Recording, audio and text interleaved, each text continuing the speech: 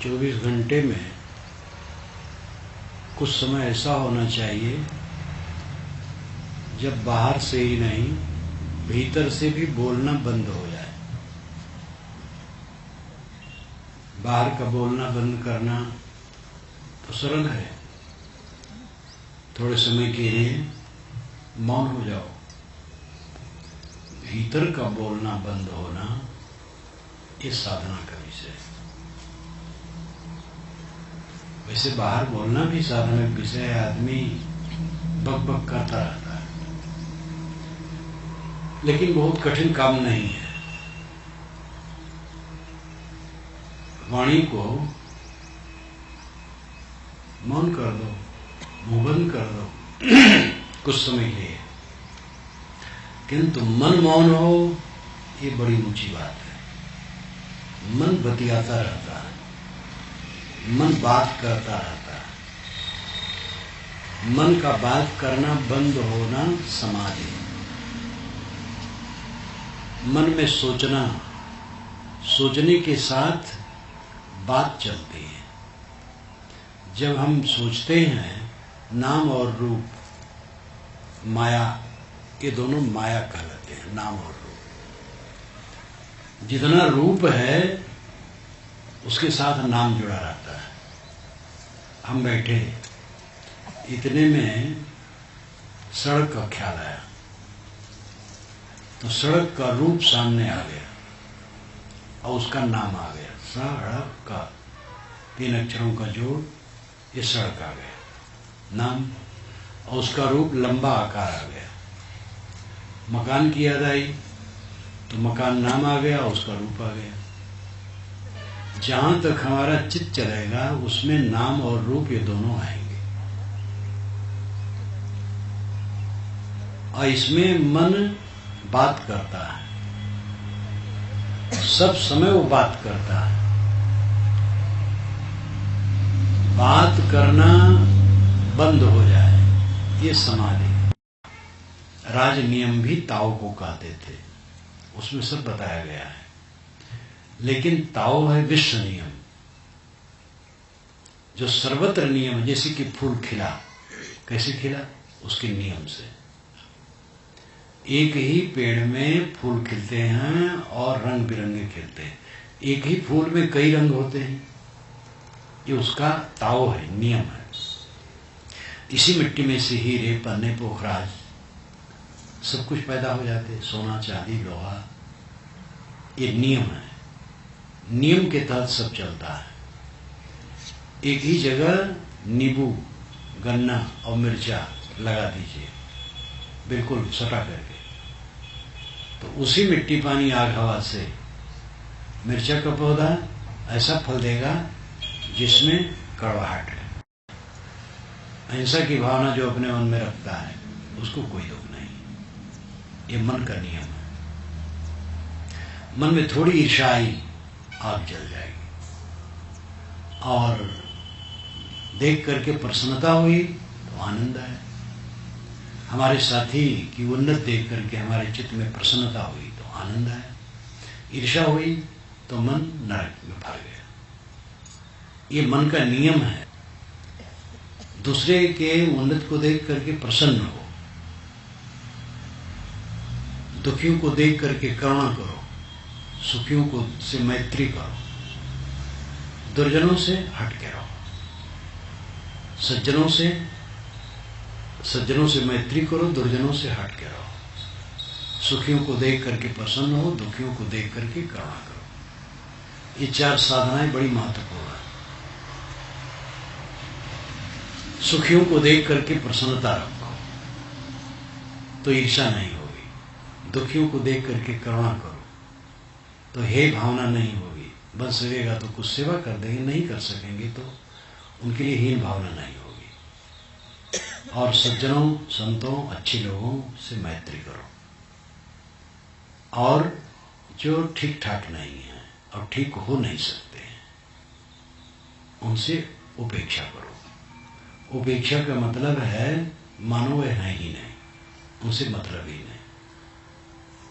ये भी साधना बताई गई है और ये बहुत अच्छी साधना है।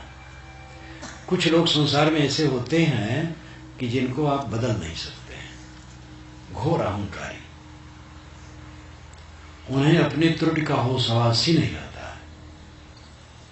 बहुत त्रुटि करने पर भी वह स्वयं अपनी त्रुटि नहीं मानते, अपने अकड़बाजी में रहते हैं।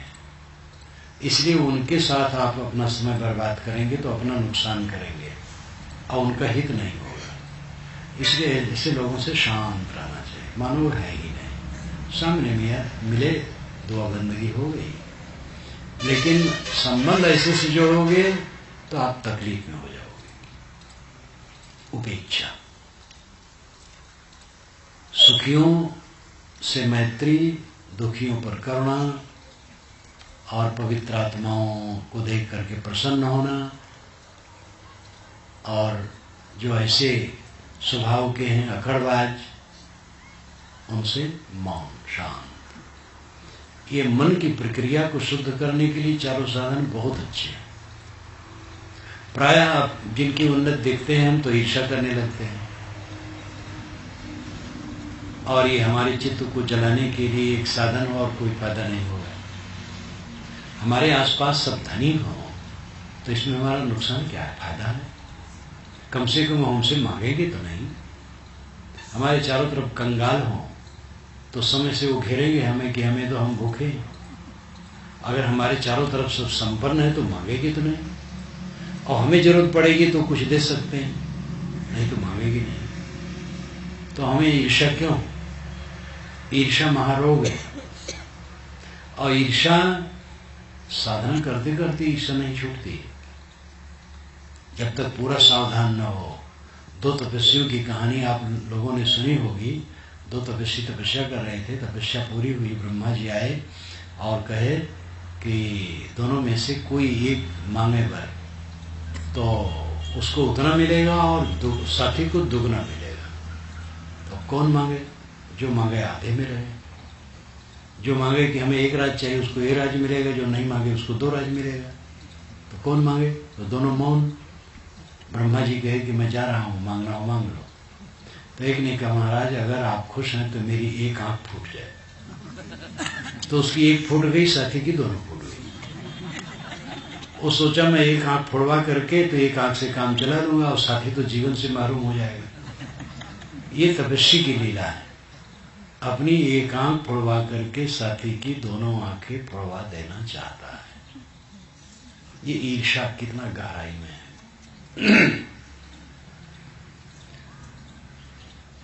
ये कहानी है, बात समझाने का तरीका है। साधना करते करते भी ये देखना चाहिए कि हमारे अंदर में कौन सी गंदगी कहाँ है। ईर्ष्या है तो बहुत बड़ा मल है, क्रोध है, काम है, लोभ है, मोह है।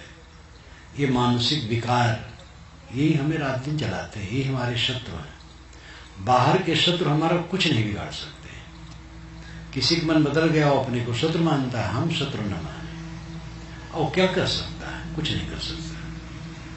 जो भयंकर शत्रु हैं हमारे अंदर हैं और रात दिन नुकसान करते हैं, और उनसे हम बेखौफ हैं, कोई खौफ नहीं है। और बाहर के शत्रु से बहुत सावधान रहते हैं, जबकि वो कुछ नहीं कर सकता, और भीतर का शत्रु रात दिन रुला रहा है और उसका ख्याल ही नहीं है। तो मन की स्थिति को समझो। मन का ताव है, नियम है, रित है, और तन का है, प्रकृति का है, सब जगह नियम व्याप्त है। नियम के अनुसार चलने वाला सदैव सुखी रहता है। नियम को समझना ज्ञान है, नियम से चलना भजन है। जैसे आप संतुलित भोजन करें सुखी रहेंगे, और संतुलित करें, ज्यादा खाएं, चाहे नाम जपें, चाहे मंत्र जपें, चाहे गंगा में नहाएं, चाहे नर्मदा में नहाएं, पचेगा नहीं। ज्यादा भोजन करेंगे वो पच नहीं सकता। और संतुलित भोजन करें, कोई नाम जप की जरूरत नहीं, ऐसे पच जाएगा। किसी से वैर न करें, सबसे प्रेम भाव रखें, सद्भाव रखें, तो अपने आप मन में शांति रहेगी। दुर्व्यवहार करेंगे, चाहे जितना नाम जपें, शांति नहीं पाएंगे।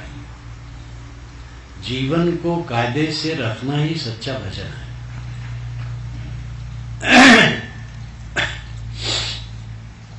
जब हम जीवन को कायदे से रखते हैं तो धीरे धीरे हमारे जीवन में ऐसी स्थिति आती है कि मक्खन मक्खन होता चला जाता है, मन मक्खन हो जाता है। बाहर का शरीर तो वही रहता है, मन का परिवर्तन ही असली परिवर्तन है। और मन मक्खन हो जाता है तब वो समाधि सधती है, जो अंतिम समाधि है। और जीवन का जो सुख है जिसे हम चाहते हैं वो फलित होता है। सारा प्रपंच सुख के लिए करते हैं और अंत में दुख ही में सब मरते हैं। बिरला हैं जो सुख से मरते हैं। जीवन सुख से बितावें और मरते समय सुखी रहें। मरते समय बीमारी हो जाए वो अलग बात है, ज्ञानी को भी बीमारी हो जाती है, प्रारब्ध भोग होता है, वो बीमारी कुछ नहीं करेगी। मन का उद्वेग जिसका शांत है वो सुख से जीता है और सुख से मरता है। जीवन की सफलता यही है। हम बहुत संकुचित दृष्टि से देखते हैं जीवन को, बीच में जो थोड़ी सी चमक दमक है उसी में भूले रहते हैं। और ये चमक दमक हवा के झोंके की तरह आकर के चली जाने वाली, किसी का कुछ नहीं रहता है। सदा ना रहेगा, सदा ना रहा है, सदा ना रहेगा जमाना किसी का, नहीं चाहिए दिल दुखाना किसी का। बहुत बढ़िया गीत है। सदा ना रहा है, सदा ना रहेगा जमाना किसी का, नहीं चाहिए दिल दुखाना किसी का। सारी चमक दमक बहुत क्षणिक है। बड़े बड़े राजे महाराजे आके लुप्त हो गए। देखते देखते जिसके लिए बड़ी लालसा रहती है उसी के पीछे रोना रहता है। एक बार इलाहाबाद आश्रम से निकला, कार्यक्रम में जाना था, तो स्टेशन जा रहा था तो बड़ी सफाई चारों तरफ, पुलिस। तो मैंने लोगों से पूछा क्या बात है, तो कहे कि राष्ट्रपति आने वाले हैं। और दूसरा बरस है कि तीसरा बरस है, याद नहीं है।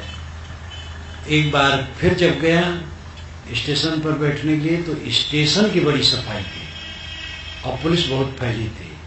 तो मैंने कहा क्या मामला है, कि राष्ट्रपति का अस्थि कलश आ रहा है प्रयाग के संगम में डालने के लिए। और शंकर दयाल जो मध्य प्रदेश के थे वो राष्ट्रपति हुए थे, तो वे आए थे तो नगर पूरी सफाई हुई थी। और जब उनका अस्थि कलश आया तो शायद गाड़ी से आना था, तो प्लेटफार्म की सफाई और उसकी सफाई देखी, शहर में तो गया नहीं। तो उनके स्वागत में शहर की सफाई हुई थी, फिर उनके अस्थि कलश में सफाई हुई। इस परम सत्यता को लोग देखते नहीं। इतना मनमोही है।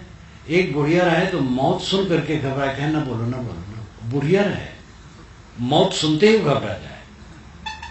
मानसिक रोग था। एक बूढ़ा रहे तो फूल देख के घबरा जाए। हमारा भक्त था, बूढ़ा था, उस समय 80 से ऊपर था। तो जब उसके गांव पर जाऊं, छत्तीसगढ़ की बात है, तो आप स्वाभाविक भक्त लोग फूल ला करके टेबल पर चढ़ाते रहते हैं, तो खड़ा हो जाए तो भयभीत कि वहाँ कैसे आए, वहाँ फूल है, लगे कि फूल में से कोई जानवर निकल के उसको काट लेगा। तो मैं कहूँ भाई फूल को हटा दो, तो हटा दे, तब आए तो बंदगी करे। तो हम कहे तुम्हें ऐसा क्यों होता है, तो बहुत एकदम बच्चा सरीखा हो गया था, मानसिक रोग हो गया था। कुआं पर फूल लगे रहे जहां, वहां स्नान नहीं कर पाता था। फूल न रहे, फूल बड़ा भय करता था। ये मानसिक रोग ये तो कुछ दिमाग की गड़बड़ी से है, लेकिन जो परमानेंट गड़बड़ी हम लोगों की है, मानसिक विकार, इसको मिटाने की आवश्यकता है। सच्चा सुख इसी में है। इस पर ध्यान नहीं, केवल भौतिक वस्तु पर ध्यान है, पदार्थों पर ध्यान है। पदार्थ बहुत ऊपर ऊपर है, चाहे कितना कोई संपन्न हो। संपन्न वह है जिसका मन पवित्र है, मन में शांति, मन में निर्भयता है और जीवन मरण को बराबर देखता है। जीवन और मरण दोनों बराबर है, शरीर है और शरीर मर जाए दोनों में बराबर है, क्योंकि मैं शरीर से बिल्कुल अलग हूं। शरीर मेरा होना नहीं है, मेरा होना शरीर से एकदम भिन्न है। जैसे बाहर की चीज एक मिट्टी का ढेला है, टूट जाए टूट जाए, जैसे अपना माना हुआ शरीर है, टूट जाए टूट जाए छूट जाए, छूटने की चीज तो है ही है। इस प्रकार विचार जिसके मन में रहता है और स्थिर रहता है विचार, उसको कोई क्लेश नहीं रहता है। ऊंच नीच स्थितियों के आने को कोई रोक नहीं सकता है। बड़े बड़े कहलाने वालों के सामने ये स्थितियां आती हैं। घोर परिवर्तन संसार। महाराज राम को शाम को बताया गया गद्दी और सुबह दिया गया बनवास। इतना उथल पुथल हो गया, 10-12 घंटों में इतना उथल पुथल हो गया और उसी में रामायण कहानी ही बनी। यद्यप उसमें सारा दुख मोह का कारण है, दशरथ का मोह। दशरथ कैकेयी के प्रति मोहित थे। कैकेयी